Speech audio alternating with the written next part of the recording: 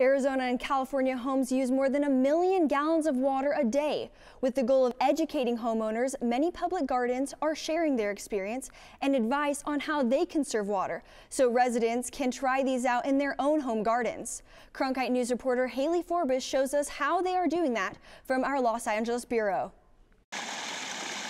Here at Descanso, we think a lot about water, and 2 years ago we installed the membrane bioreactor, or MBR.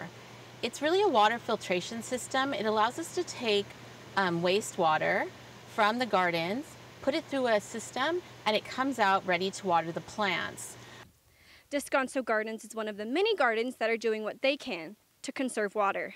Descanso Gardens also incorporates drought-resistant trees and plants throughout their property. Many horticulturists encourage others to use these drought-resistant plants as well because they can thrive and survive under extreme conditions without much water. We're advocating for them because they're not invasive, meaning it's not like a weed that would come in and take over and steal the water from the native plants. They get along, they play well with others.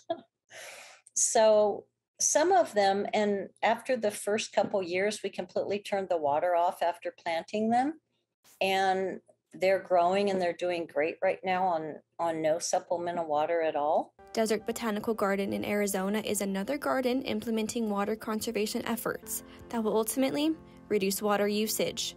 The garden recently started using a smart irrigation system that has smart controllers that work with a weather station to provide data that helps gardeners make better watering decisions based on the specific plants and their needs. We had a controller programmed to water trees, I think it was for 2 hours. Well, with the smart controller programmed to our on-site weather station, it came back and said, we're going to override that and you only need to water for like an hour and a half. So we saved 30 minutes of watering and all that water that we did not have to use because of that data. Water conservation is at the forefront of many garden operations, and these gardens not only strive to save water themselves, but they try to educate the public on how to save water in their own homes. In Los Angeles, Hailey Forbis, Cronkite News.